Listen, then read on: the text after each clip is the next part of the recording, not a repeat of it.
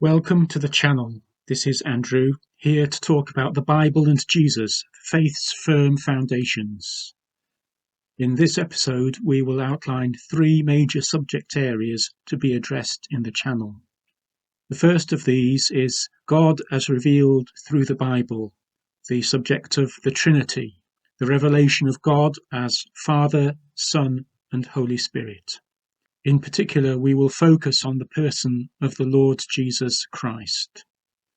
Secondly, there is the subject of salvation. And thirdly, the subject of Bible prophecy. These will be opened out a little bit more later in this episode. Before these, we will look briefly at the foundations as presented in the title of the channel itself. There are two foundations for Christians that carry the weight of divine authority. These are the Bible and the Lord Jesus Christ. Turning to the Bible, it is a unique book. In several places it claims to be inspired by God himself, a revelation in language by the Creator for his most special creation in our world, mankind. If the claims are true, then it is by far the most important document that could possibly be in our possession. In the current climate of relativity and skepticism, important ideas such as objective truth are being questioned. The Bible makes strong truth claims and upholds a foundation of purpose for a meaningful life. Ever present in the Old Testament, we find phrases such as God spoke or God said, whether to Abraham or Moses or the prophets. The gift of communication is vital in our human experience, from both perspectives of communicating and receiving messages. We would be frustrated and lost without being able to share the contents of our hearts and minds with others through language. It is wonderful that God also is not only able but willing to communicate with humanity via the medium of language. And so the Bible claims to be the written record of the messages he wants us to know about himself and ourselves. The Bible is the written word of God. Originally in Hebrew and Greek, it is by far the most translated book in the world, and its message is the most far-reaching geographically and ethnically, containing a message claiming worldwide significance. The second foundation is the Lord Jesus Christ. He is presented as the Son of God, with many names, titles, and attributes. In his Gospel, John introduces him as the living Word. In the beginning was the Word, and the Word was with God, and the Word was God. He also writes that the Word became flesh and dwelt among us. This is an even more amazing communication from God to the world of humanity. The Lord Jesus, eternally God, entered the world made through him and took on human form. He was fully God and fully man in a way which was presented entirely naturally to the world as described in the Gospels, but is impossible to fully comprehend and explain. The Lord Jesus spoke a unique message in a unique way. More than that, he lived a unique life, the only human to live a life acceptable to the holy God whose standard is perfection. More still, he died on the cross and rose again the third day. 2,000 years later, he lives in heaven, and millions around the world trust him as Saviour. These two foundations of the Bible and the Lord Jesus bear the stamp of divine authority, which cannot be found anywhere else in the world. They come together like hand and glove, with the written testimony of Christ and the living person of Christ united together to bring the full communication that God has for us. The Bible claims authority, and the Lord Jesus claimed authority both for himself and for the Scriptures. I recommend a talk by Pastor Andy Woods from near Houston in Texas. Dating back to 2006, it is called Jesus' High View of Scripture, and found on the Andy Woods unofficial channel. To make it clear, the Bible and Christ stand at a completely higher category level of authority than any human being or human institution. Not even any church institution or tradition can claim authority anywhere near this level. Therefore, these two, Scripture and the Saviour himself, are presented as the foundations for the channel. As for the main topics to be under discussion, they are three aspects of Christianity that continue to create ongoing debate and discussion, and are all of great importance in different ways. There are other important topics, and the complete scope of the Bible is vast, but these attract attention for valid reasons. The first is the most important of all. Who is the God being revealed in the Bible? The revelation of the Trinity, or the triunity of God, is fundamental to the message of the Bible. It is unsettling to see many who claim Christian ground questioning this basic Bible doctrine, which stems from precisely the way that God sees fit to reveal himself throughout the pages of Scripture. The seeds are sown from the very opening chapter of the book of Genesis, in one of the most used names of God and its use in Hebrew. Elohim is a plural, in fact more than two, because there is a dual form as well as the singular and plural. While being plural, it is almost always presented as he, thus combining the feel of the three in one in the very basis of the name used to present God from the opening verse of the Bible. Yet later in the same chapter we have the phrase, "Let us make man in our image, according to our likeness." In the same chapter we also have a direct reference to the Spirit of God back in verse 2. The first messianic prophecy is as early as Genesis chapter 3, and so the basis for the distinction between God the Father, God the Son, and God the Holy Spirit begins very early in the Bible. The doctrine of the Trinity is important, and its mystery only enhances the sense that the Bible is not some imagination or theory of mankind, but rather the deliberate declaration and self-revelation from God himself about who he is.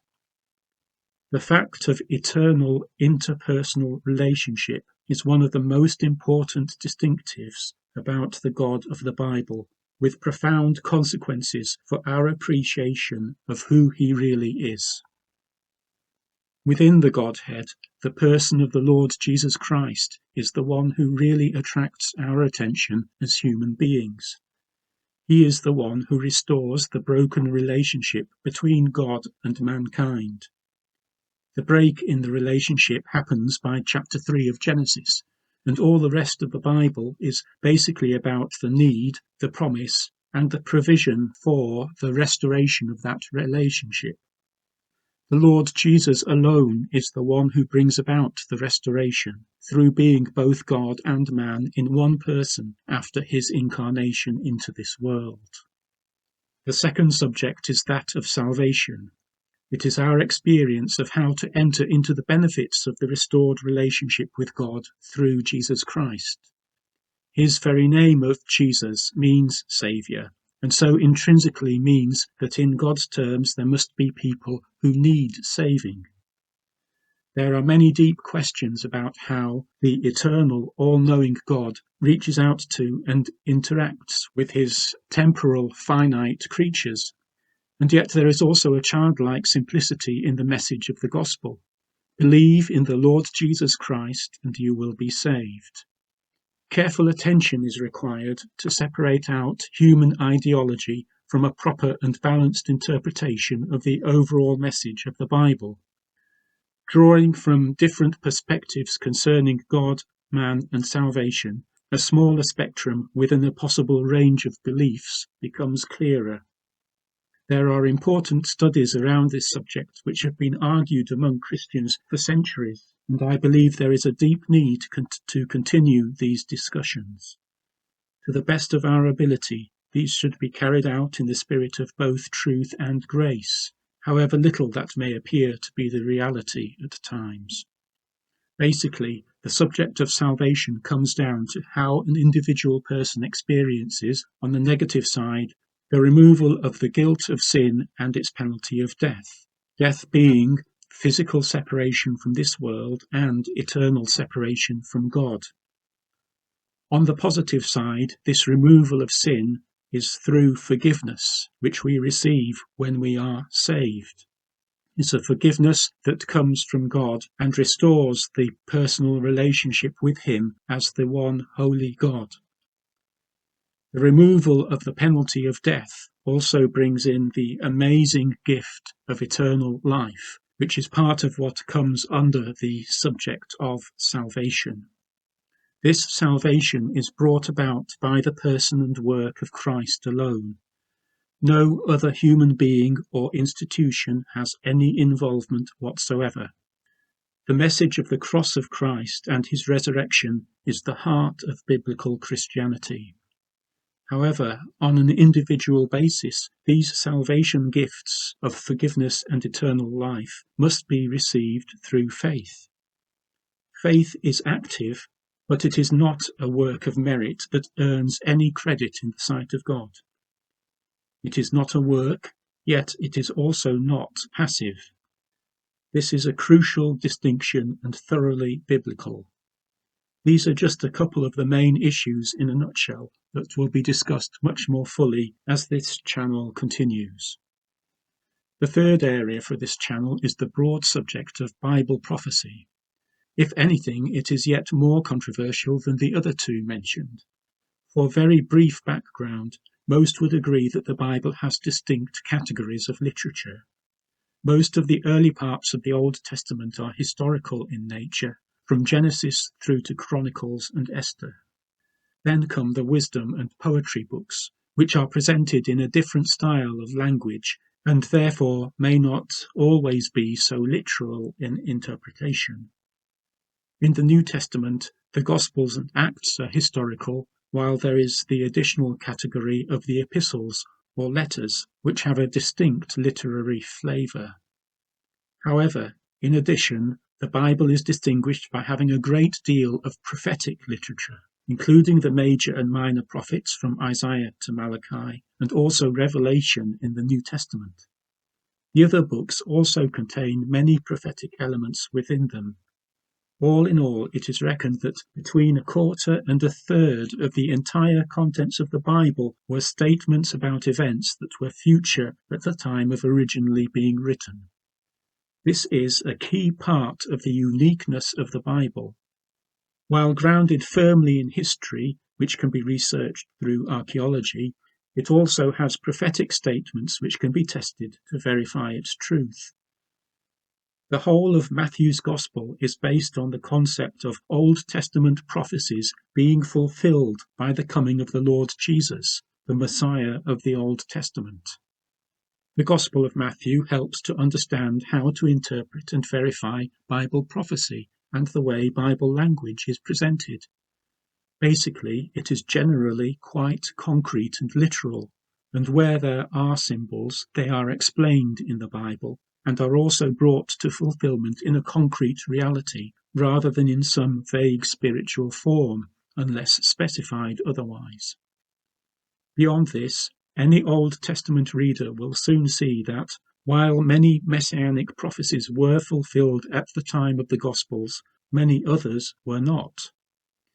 The Bible has much to say about the person and the glory of Christ the Messiah that is unfulfilled, and therefore must still be future even today. The prophetic material of the Bible does not concern only the Messiah, the Lord Jesus. The subjects of prophecy are many and varied, but come under a few main categories. Some prophecies concern creation, the realm of nature and the cosmos in which we live. For example, there are more than hints that the curse imposed on nature in Genesis chapter 3 will be lifted. The desert will blossom, snakes will no longer be venomous but will be harmless, and the wolf will lie down with the lamb. Two immediate observations. These are clearly earthly in scope, and equally clearly have never yet occurred in our earthly history. They must therefore be awaiting fulfillment. Next, there is a large body of prophecies concerning Israel, which also have a mix of fulfilled and unfulfilled examples. The introductory notes here are that the New Testament continues the distinction between Israel, the nations, and the church. Only within the church are those distinctions broken down.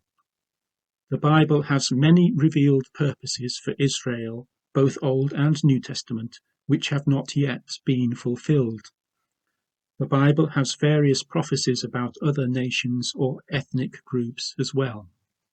Then there is the whole subject of the church, which has its own line of distinctive prophetic material. Any reasonable study of communication by language should conclude that Israel and the church were, and continue to be, separate identities with differing futures in the purposes of God.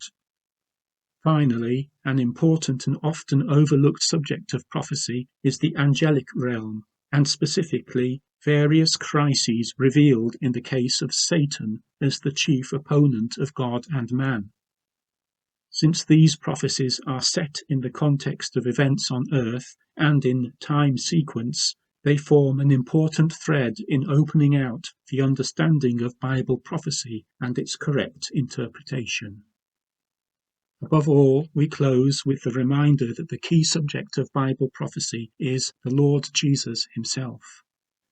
What is to happen on this earth, which last saw him here as the rejected one, crowned with thorns and crucified after false accusations? Surely there must be direct consequences on the earth itself.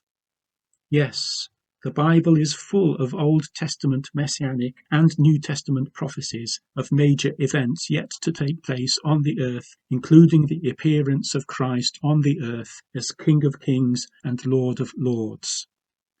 The basic biblical framework of events can be unlocked without too much difficulty and will be presented in this channel, with the ultimate aim being to give Christ the true glory that is revealed in God's own communication of him to this world.